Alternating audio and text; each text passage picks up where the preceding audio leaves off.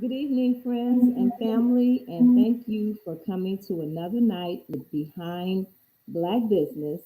And I have one of my favorite businesses here tonight, and that's Afriware with Nzinga. And Nzinga, thank you so much for coming on tonight.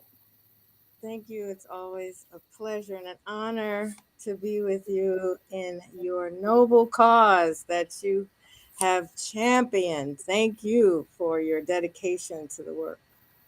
Absolutely, absolutely. And what she's talking about is here in Chicago, as you know, we used to have 22 black owned bookstores, and now we have three in the Chicago area, and then our sister Nzinga here at Afriware, definitely consider her a part of the family because we do so much business with her. She does so much work in Chicago, and she also has a bookstore in Trinity Church, and she just does so much in the community. So we consider her a part of our bookstore network here in Chicago.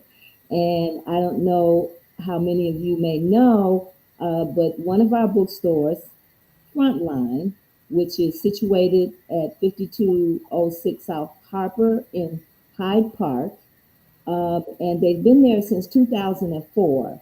And Frontline is facing eviction. Frontline has had to weather the all of the new construction that has gone on in Hyde Park because of the Obama Library. That whole court was redone, and Frontline was cut off of foot traffic for nearly a year, and they survived that. And like a lot of other businesses have had to struggle through the COVID, and my sister Nzinga, has had to deal with that. He's had to deal with that as well, and with the rent going up to a phenomenal amount of $4,000 a month, it's been a struggle. But we feel that with a Black president's library coming to the Chicago and in particular the Hyde Park area, that there's no reason that this Black-owned institution should go down.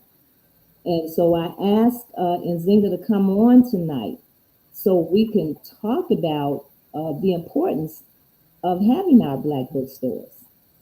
You know, back in the 40s, when Black people, there was a boom in reading, and we had books everywhere. We had books in grocery stores, we had books in pharmacies, there were books in the cleaners, and the shoe stores. They were just everywhere because people wanted to become enlightened and knowledgeable. And so right now, there's just no excuse for this. And so I wanted Nzinga to come on and talk to us. Let's have a conversation about this. So I'm going to start this off by asking you, why, in your opinion, Nzinga, you feel that our Black bookstores are so important. Oh, oh, Yes, ma'am. thank you. We carry the traditions. We preserve the traditions of our culture. Hmm. And we also provide a pathway to knowledge of self. And that pathway has not been cleared very well at all. In fact, it is downright hidden um, in the mainstream educational system. Mhm. It has been hidden. It has been whitewashed. Um, it has been misrepresented. It has been fact changed completely to minimize, if not nullify, our accomplishments as a people. And it's a human need to see reflections of yourself in the world around you. That includes what you're reading. So Mhm. if you are missing from that reflection, you begin to wonder if there's something wrong with you, Mhm. begin to wonder also whether or not there's a future for you. And that's a very debilitating, dangerous position to be in. It's unhealthy. It causes self destruction. And many would say this is by design, because when you're feeling weakened, you overly depend on resources outside of yourself. You do not think that you have any strength within to withhold and to grow. And that's just an unnatural relationship to have in this world as a human being. We are all meant to be um, independent, be able to provide for ourselves, especially as a people, especially as the first people on this planet, especially having been created in a space with abundance. Anyone who has traveled to Africa can see that the greenery is in abundance. What I'm trying to, the minerals are in Yes. abundance. Everything is in abundance. Everything. That is that is our origin story. True. True. And so to come here, excuse me, to have been captured and taken to a land um, against our will, and to have been treated so poorly, to have been beaten down so, to have been tortured, killed, the worst of atrocities. Um, it is so important that we understand the greatness from which we came, so that we can repeat it in the future. If you don't know what you have done, you will never know what you can do. So that history that bookstores keep holds those keys. Mhm. And in the school system, it is a very sad reflection of a very structure, a very what is the word I'm looking for? I'm trying to say something that is so lacking in Mhm. substance. It leaves so much to be desired. It it's boring. Okay, just to Absolutely. put Because you can't relate, you know, you and can. children, um, I don't care how much, and I've worked in the school system for 35 years, and I don't care how much they misbehave as people may see in terms of the things that they do in school and not listening and not paying attention.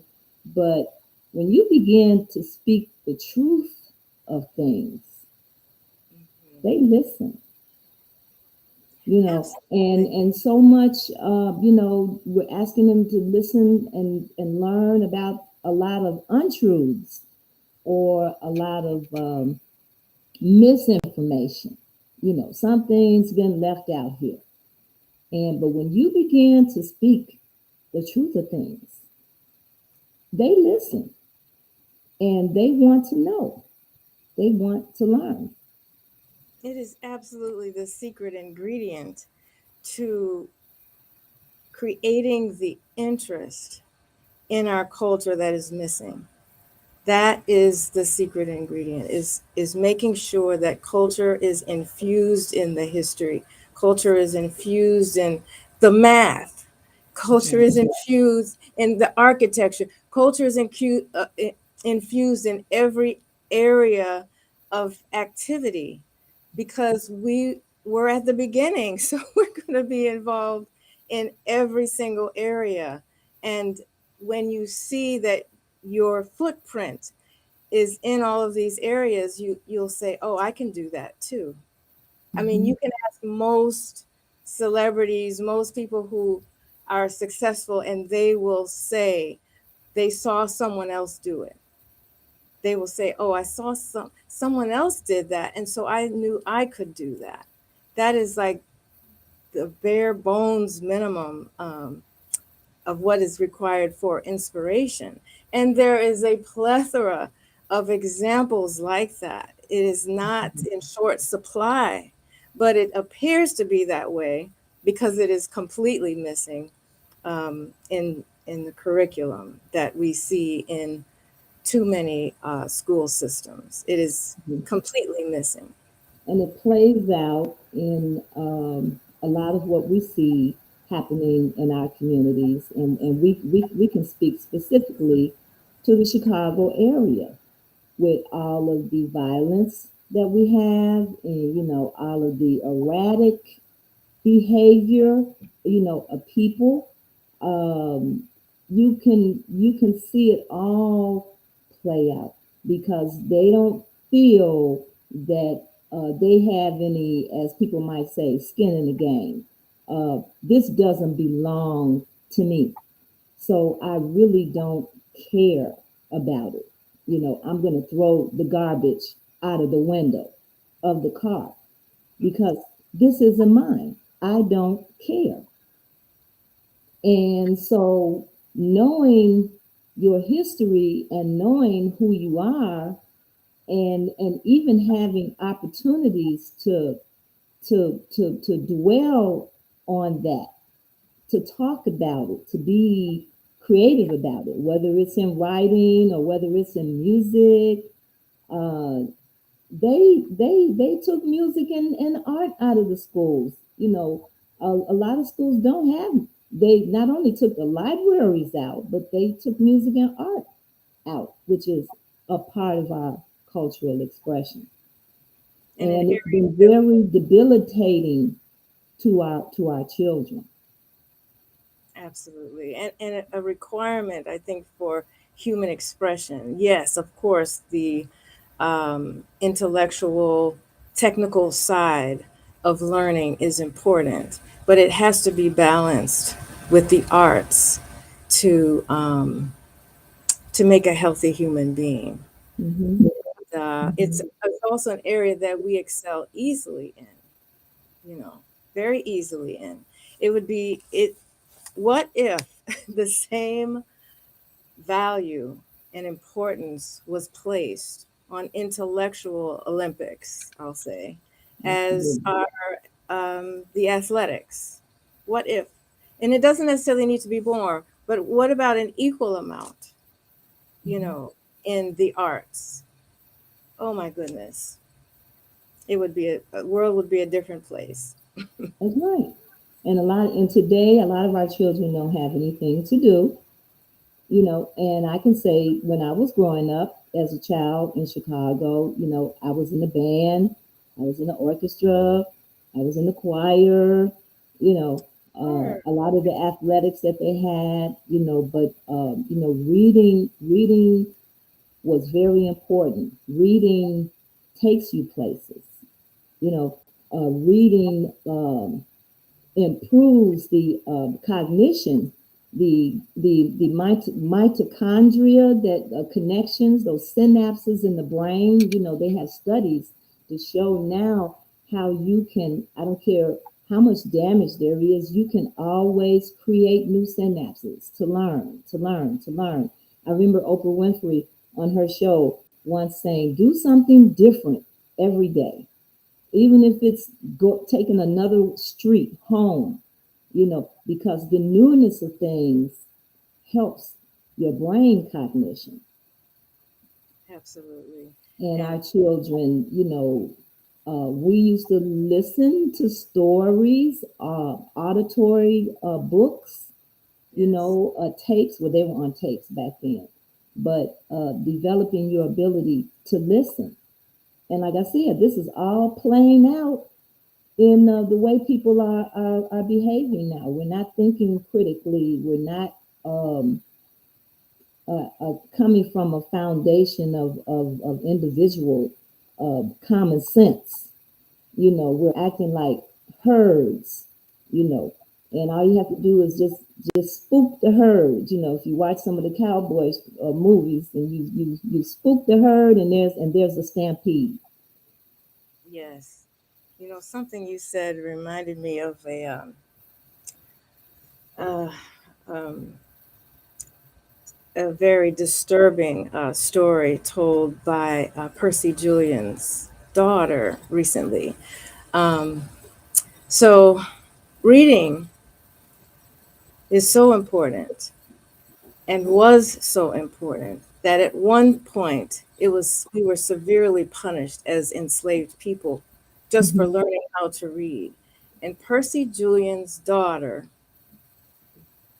um, daughter's grandfather, who was enslaved, was punished for learning how to read by having two fingers, trigger warning, removed from his hand.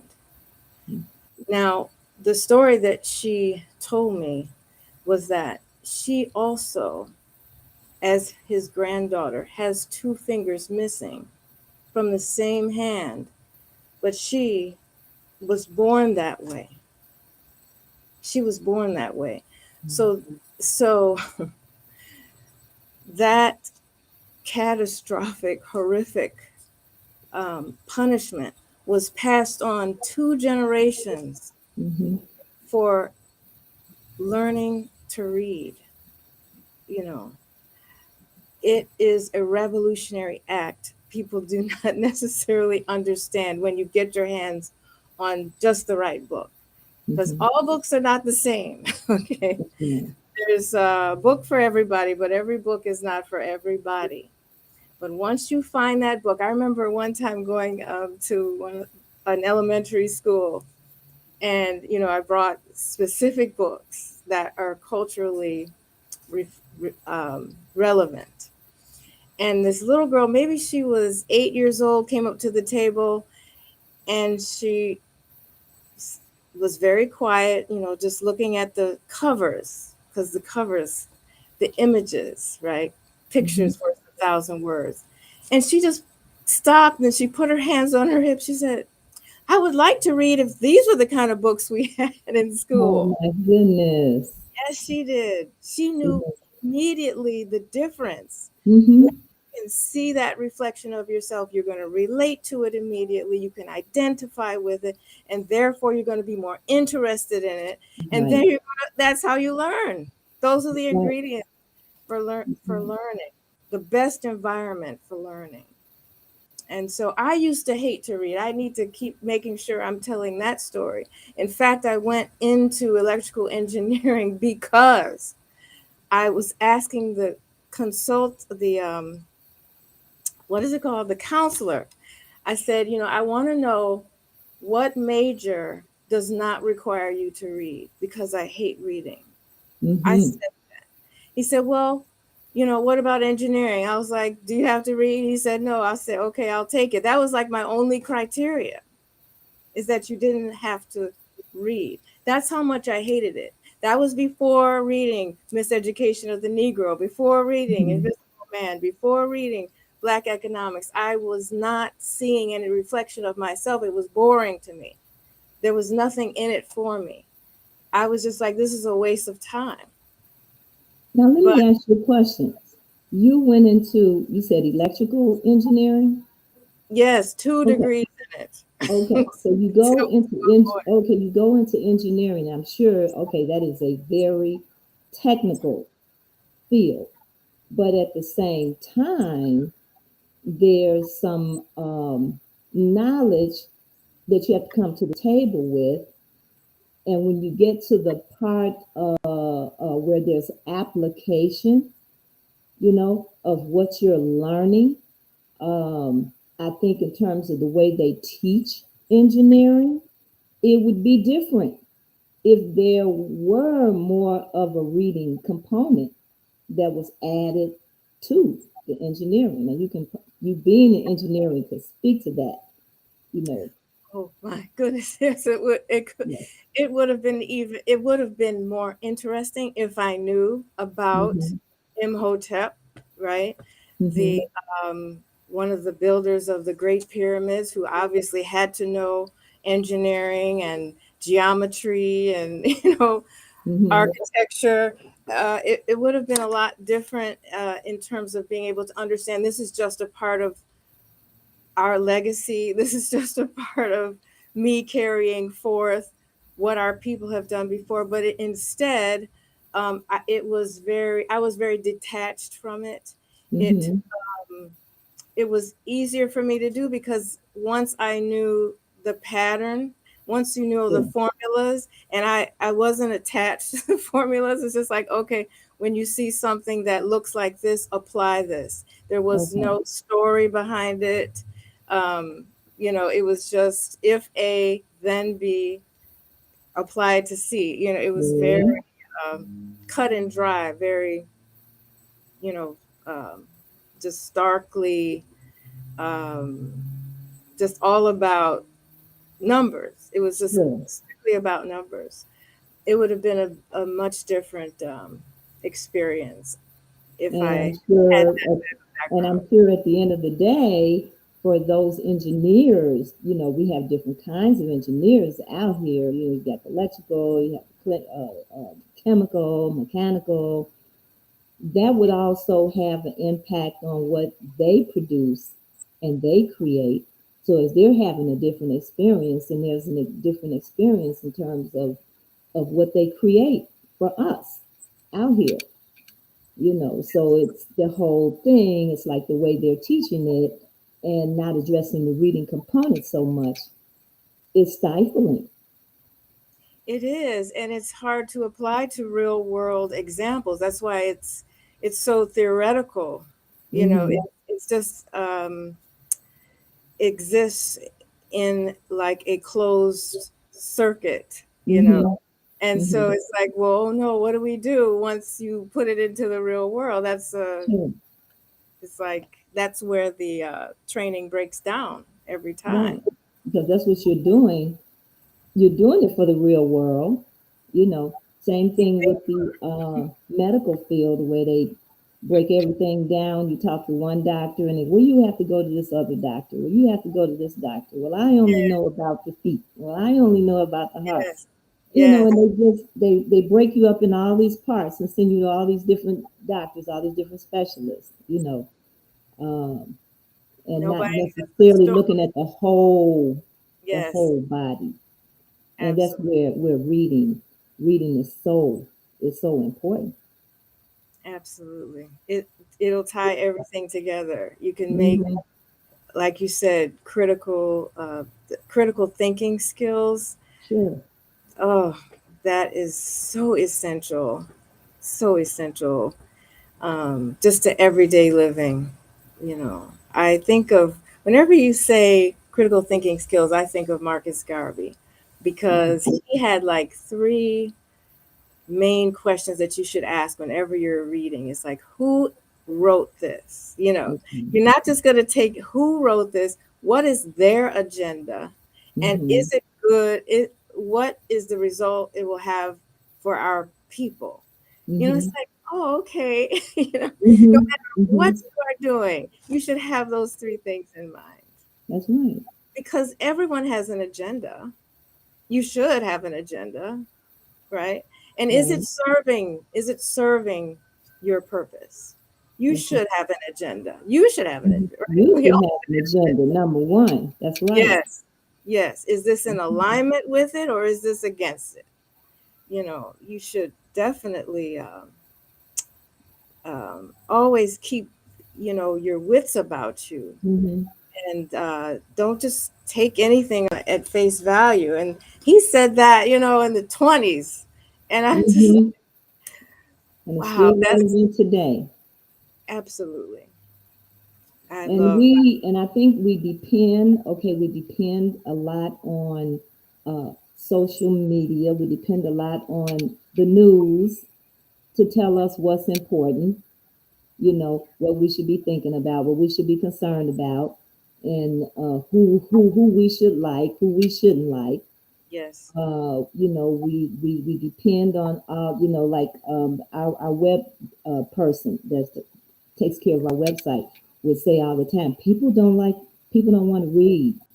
They just want little blurbs, they want little hits, and they want to keep going.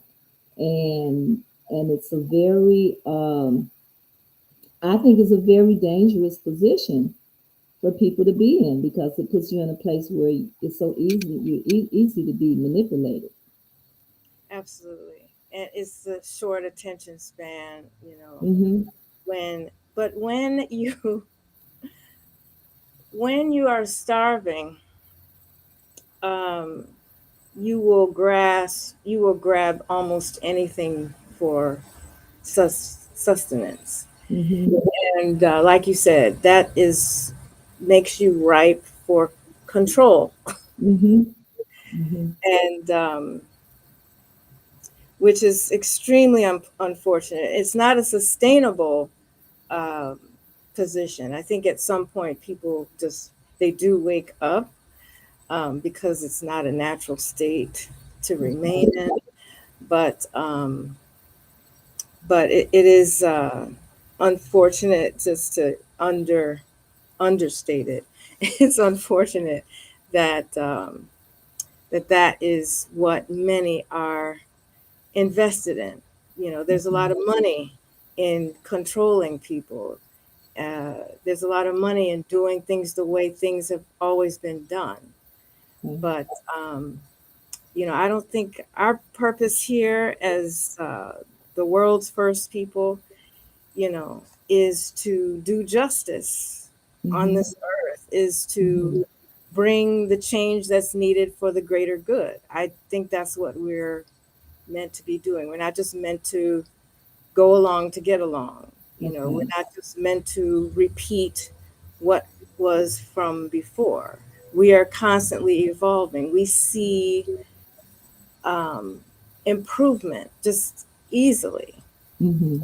Um, yeah, I think that's that's our greater purpose as a people, is to instill justice on this in this world. Right. And I think they recognize that because we're often used as symbolism, maybe Hmm. not given a power, but we're always put into positions as, well, just look at the symbol of what we are and what we're doing and what we stand for. And but we're not doing what we need to do to push that what we stand for. That part of it is missing. And yeah. I mean, in some cases, that is the symbolism also is a token. You know, Hmm. it is an empty. It's like a paper tiger. There's no reinforcement, no structure behind it. It is Hmm. just for show. you know, Hmm. Hmm. it is just for show. Um, Now, I know you do a lot of things with in your store, or in other environments with the children, um, in terms of books. And how was it received? You know, you're a black bookstore, you've got black books, you've got those black images, you have the history of our people, in the literature that's in your establishment. And so how was it received with as far as the children goes, and I guess I'll say the adults as well. You might as well. Exactly. I mean, it is for me, it is the most gratifying experience that I could have, because it replicates one that I had years ago, when I first started my cultural journey. Mhm. And, when you begin to understand the value that you have inside and that you have contributed to the world, then you can step up to the plate and offer your your gifts. Mhm. And so when you match the information in the book, is it the book as much as it is the information therein? When you match that, just the right information with the person at the right time, and you see the metamorphosis, the butterfly, the caterpillar to butterfly effect Mhm. Mhm. in action, when you witness that, for me, it is just, it's goose pimple, happy, excitement. It's everything to me, because I know from that moment on, they're different people. They are Mhm. not the same people. It is why when it happened to me, I ended up quitting my job. I ended up getting rid of my perm. I ended up um, becoming a vegetarian. I stopped everything because my um, my paradigm had completely shifted. Mhm. I love witnessing that in other people. I love being a catalyst. I love building the bridge for people to come across and to experience that. I want to be all in that. I'm here for that. You see what I'm saying? Mhm. So when somebody comes in the store and they say, "Oh, I don't really, I want to read more about my history, but I don't know where to start," and then I tried to ask them what kind of books they currently like, what area do they like, and I try to meet them first where they are. I'm not going to give them something completely different, because I don't want to overwhelm. Mhm. I don't think that's the right answer, because this is like a lifetime journey. You're Sure. never done. You know what I'm saying? I am so excited that tomorrow I'm going to learn something different. And so, but some people can be hard on themselves when they feel like they have missed so much. And I understand that. You're like, "Oh my gosh, how could this happen? I'm an adult. Why didn't I know about Langston Hughes? Why didn't I know?" Right. And so my role, I feel, is to soothe at that very moment, and to assure people, you know, not to be too hard on themselves. And Mhm. that just because now they have the desire and the eagerness to learn something new is more than half the battle. I have had elders to come and to be like, the day after they read something in some book, it's like, "Oh, I didn't know." And they have the most, their appetite is the greatest Mm. for reading at that age. And I was like, "Well, I need to catch up," and so they'll come with this whole list of books, and it'll be hard.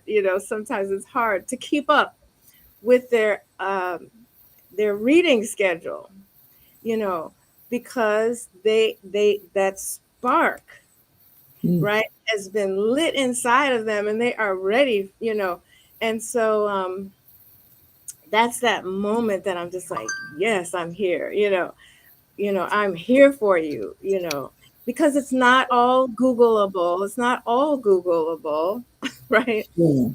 The the um the pathway is going to be different with each person. Some people have come through the door of religion. Some people have come through the door of diet. Some people have come through the door of, I don't know, architecture, math. There's many different doorways that will lead to the same reservoir of rich, bountiful cultural riches that we have. Mhm. It's all still leading to the same place, but then once they kind of recalibrate from this new cultural position, oh my gosh, the sky, the galaxies, right? There is no bounds at that point because oh, they see it's been done before. They see that they can do it. They see the reflection. It's it's just an exciting moment, you know. And I just love I love seeing it, you know, and just being a part of it, um, because it it creates geniuses, you know.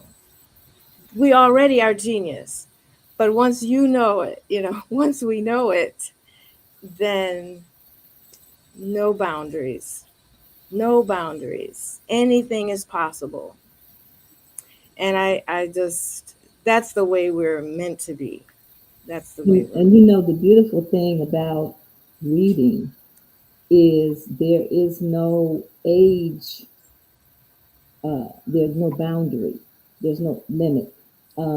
You can read to your child in the womb, you know, Yes, as they're being, you know, as they're evolving, you know, into their humanity, and eventually a person, a live person, you know, into this planet. You can read to them just beginning there, and there's no age limit in terms of how old you are, uh, as far as reading, because I always saw reading books as taking me places, you know, mm, taking me places that, you know, I haven't physically been to, whether it's back in history, or whether it's a place now or in the future.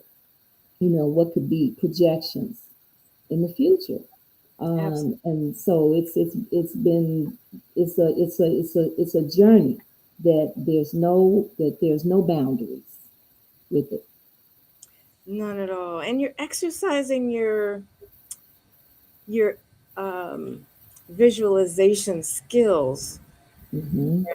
Your to me, it's also a meditative state Hmm. you're in when you are reading. You're getting to know yourself as you read certain things and you're reacting to certain things, and it's really a journey in self discovery. Hmm. It really, really is. I And was I was looking at some of the benefits of reading, in terms of, you know, improving the brain, entertainment, concentration and focus, improved sleep, general knowledge. Reading can be motivational. You know, you can read a book and get excited about something. You know, change your life. to start you wanna wanna start a movement, or be creative, or to prepare a dish. You know, you just never know what's gonna spark Yes, a motivation, someone to be motivated to do something. And yes, you mentioned meditative state. I also said it's, reading is good for reducing stress. absolutely. You know, and we're Absolutely. all about popping pills and uh, taking a smoke or Mhm. whatever. You know, to try and calm yourself, as opposed to dealing with your mind, because that's what it's about in meditation. You know, it's about calming the mind. And so if you can take your mind off of whatever it is that's stressing you out, and you can read, you know, and it can take you, like I said, it can take you places um, that can help reduce stress, and that could be a wonderful thing. As we get back, we think about that with with adults, but that's a good thing for our children, because we have so many children with anxiety issues, uh, attention deficit issues, Hmm. Hmm. where reading could actually, be helpful to them. And I also want to stress when it's the right book, Hmm. because I think some academic books and too many in the school system beat the interest of reading out of you by Hmm. the unrealistic schedule that you're under, by the content just being boring and useless, by the lack of cultural relevance in the topics. It just, I know many people who said if I never see another book again after they graduate, Hmm. Hmm. that's like, they say that like that's a medal to wear Hmm. with pride. I never want to see another book again, after you go to school. And it's supposed to do, it should do the exact opposite, Hmm. right? It should encourage and nurture an interest in reading, and it does the exact opposite in my mind. So yeah, reading should have all of those characteristics that you mentioned, and it absolutely can, once you are put in touch with a book that meets you in a place of cultural relevance. That to me is the number one ingredient. The Hmm. number one ingredient. You cannot get around it, especially in this country. That's right. And it mentioned empathy, which is the ability to understand and share your feelings. And so when you have a reference point from which you're coming from, then you can step forward and, and share your feelings, and share the reality of situations with other people, you know. But for real, I think we have too much that we're dealing with that's not real. And when you mention, how much they bombard the children, it's not about quantity, it's about quality. Yes. Yes. Oh my goodness. And I mean, there's a term that I've heard young people say about our history that I think is very telling. That term is, um, oh gosh, it's like I can't. I'm not. It's like torture porn. It's Hmm. something like that. Trauma porn. That's what it is. Trauma porn. Basically, overly stimulated, overly overdone Hmm. in the destruction of us as a people. But what if it was filled with our many triumphs, with our many accomplishments? What if that's what it was filled with, right? It would be different. It would be of interest. Sure. It would be a place to be inspired from, instead of, oh, I don't want to read about that old slavery stuff. No, no, no, no, no, no, no, no. Our history didn't start in slavery, right? Right. That was just a fraction of the time that we've been on this planet. And once we know those cultural artifacts to draw upon for energy and inspiration, then it can propel us further. But if all you know is the enslavement period, the slave ships, I mean, it's horrific. If that's all you know, That's not even half the story. You know, not and even and half. not and not having had being limited with the reading, there's so many life lessons to learn in reading. Yes. You read about someone's story.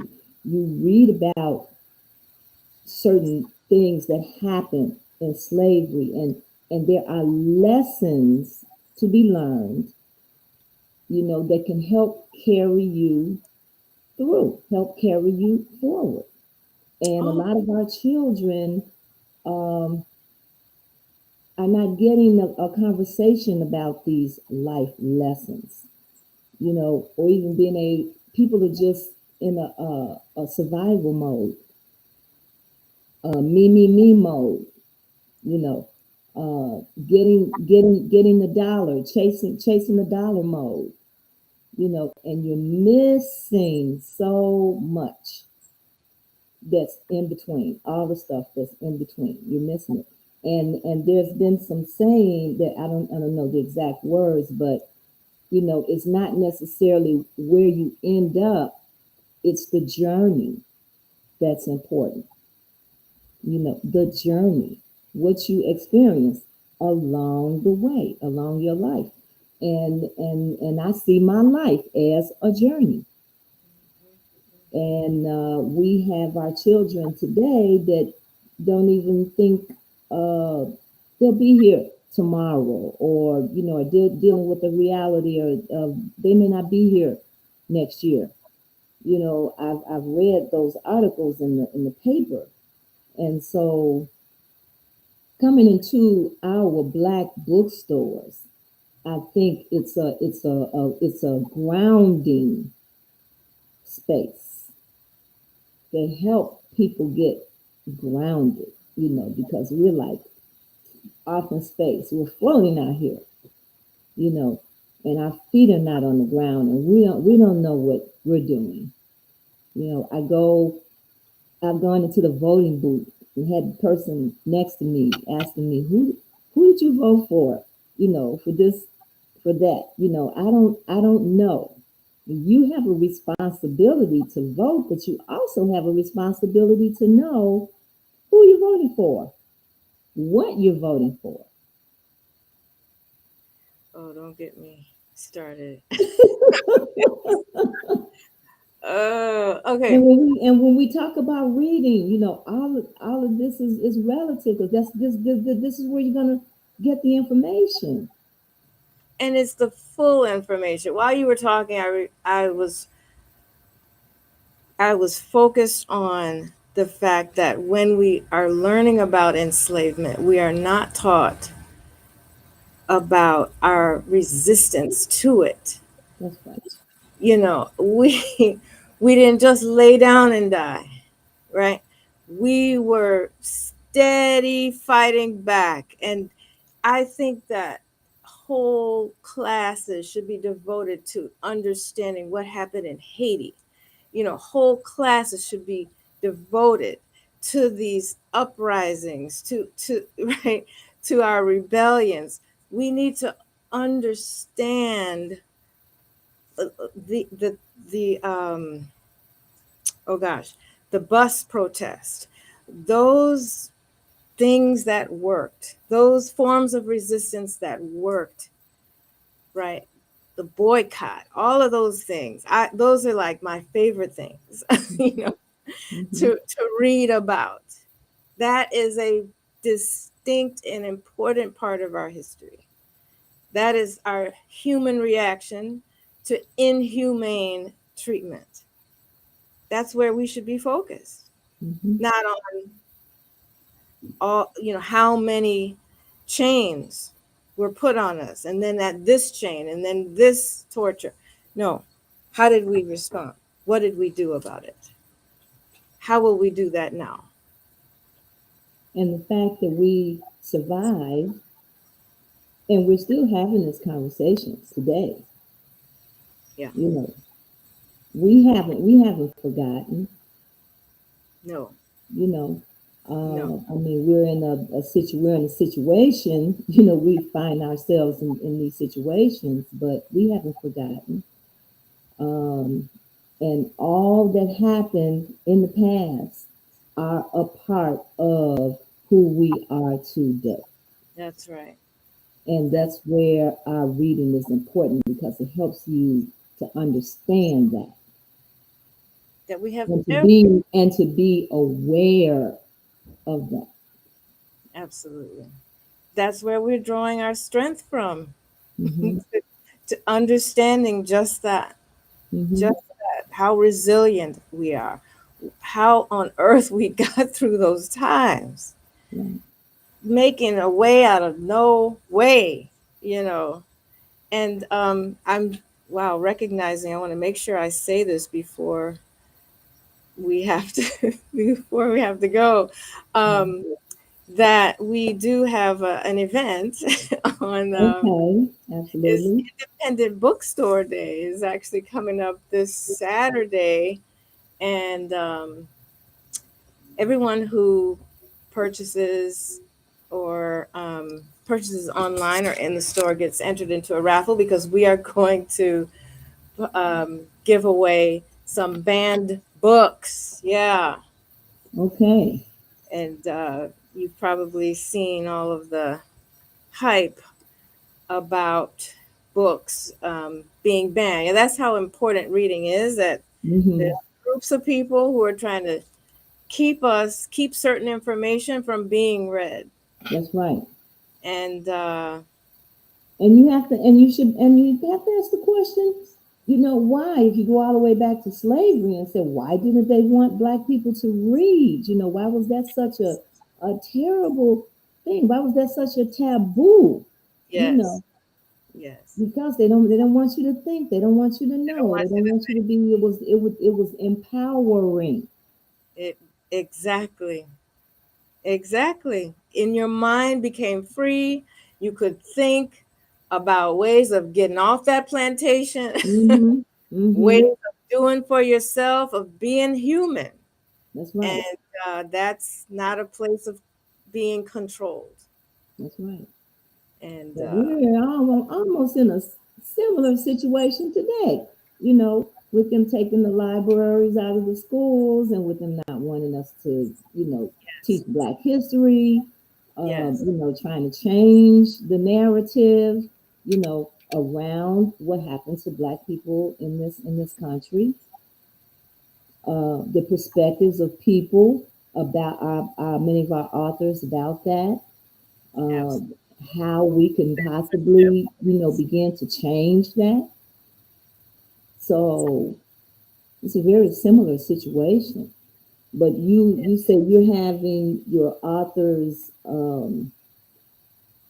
independent bookstore day. Is this going to be at Afriware? Yeah, we're actually gonna be in store. Okay.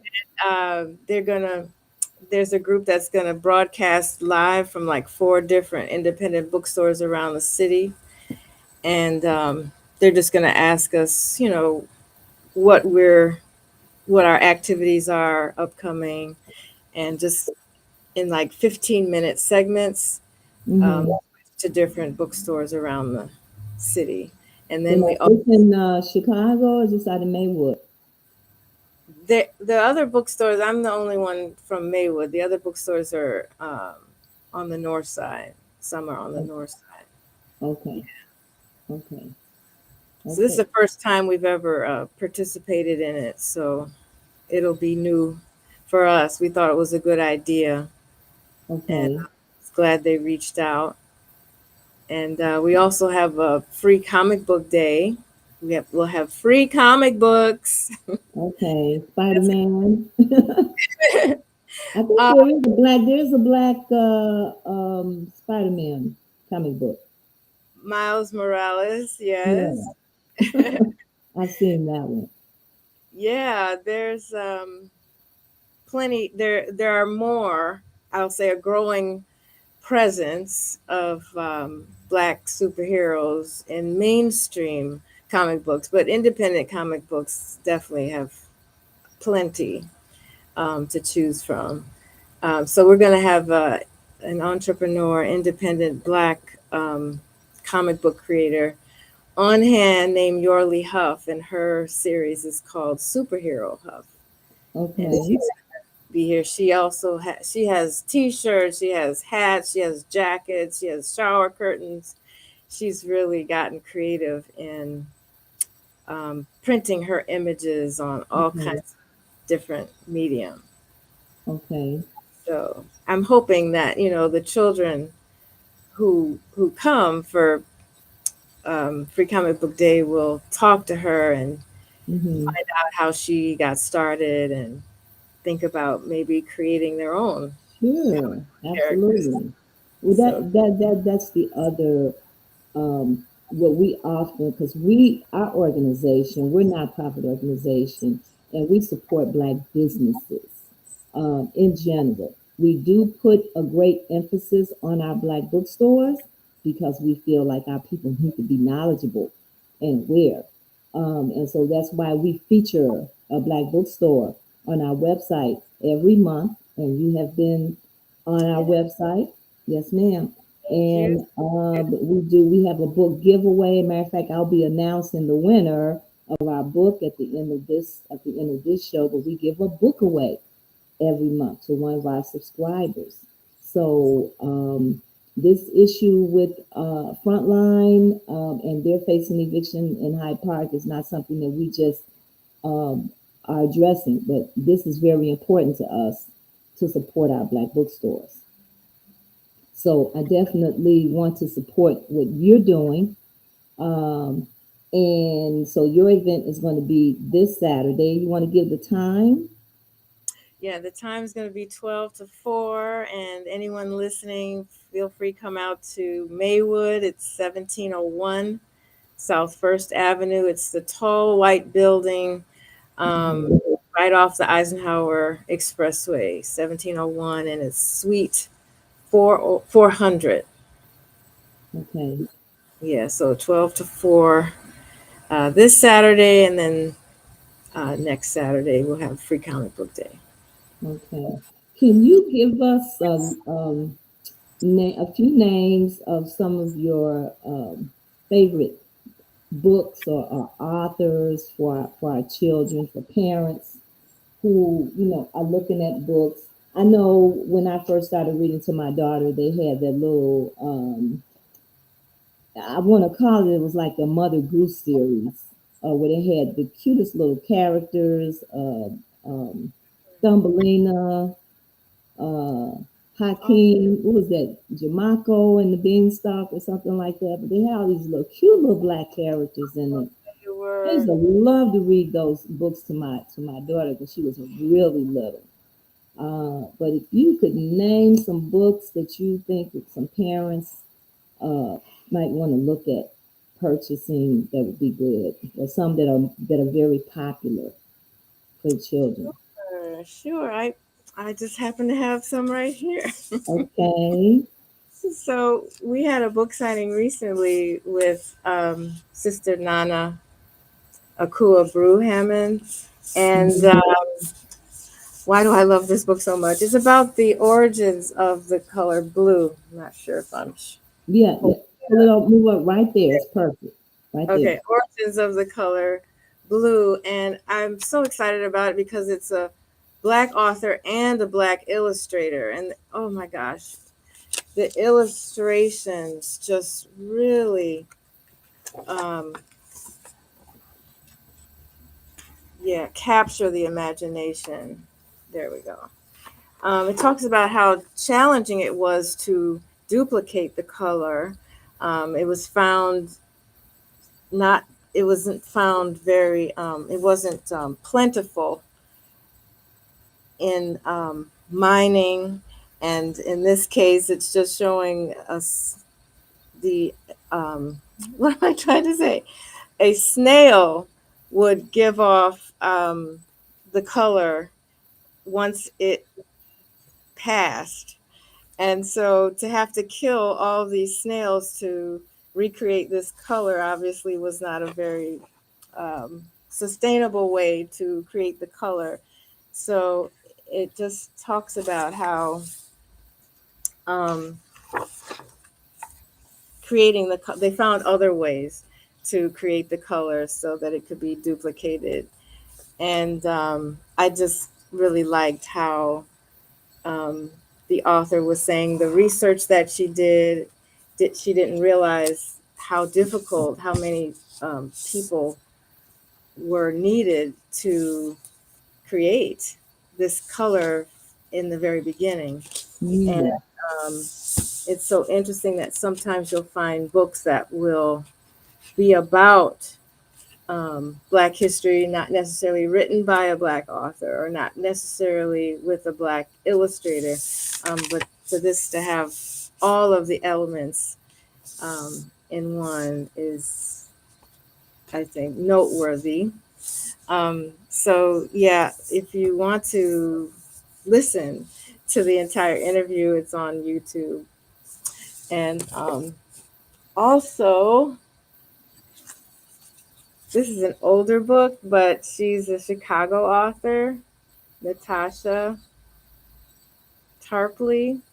She has several books. Her most popular one is I Love My Hair. And so this was like a companion that came out, I Love My Hair Cut. And it just gives a beautiful story and um, valuing your natural hair the way it is, without alteration, just the way it grows out of your head. So, um, and then the illustrations are always just, as an adult, seeing some of the children's books Hmm. with these images, it's empowering as an adult because I didn't see it as a child, you know. And so it's like they give more than one generation value. Hmm. Yeah, no, I'm not showing this very well because I can't see it myself in the Okay. reflection. There's a But lot they'll of have to great. come to the store. They'll have to come to the store. Absolutely, they have to come to the store. And when you talk about empowering or enjoyable, as a parent, it's enjoyable to read these It books with these is. with these images to your children. It It's is. it's enjoyable. This one is about a young man. This is also a Chicago author, Dr. John. He's a medical doctor, but he loves to tell stories to children. And this one is Malik and the Magnificent Glowing Light. And it's about a science experiment that he does with his father. And I just love to see, there's to me not enough positive portrayals of Black men in Hmm. literature. They're just not. And so I was really excited to make this book available. It's just about 40 pages and it's only $7.95. So, Yeah, and also I like books that aren't just the stereotypical athletes and, sure. this using our intellectual resources. So I appreciate that. And So we yeah, do have a lot of wonderful Black men in our community. You don't know, I grew up with my uncles, and my dad had an illness. But my uncles, my grandfathers, the men in my family, they were wonderful men, you know, and they loved their family and they nurtured their family. And then we have so many people, like you say, that are doing different things. So it's like we've got this world of existence that, uh, we're missing out on. The rest of the world is missing out on. and so many stories to tell. Absolutely. My father Absolutely. as well. We just participated in a tribute to him. He was a very important figure in choral conducting Hmm. and helped, or rather, how to put it. So Inglewood High School was the first high school to receive a superior rating in the choral competition, like in the early 60s. And prior to that point, no Chicago public school had ever won that award.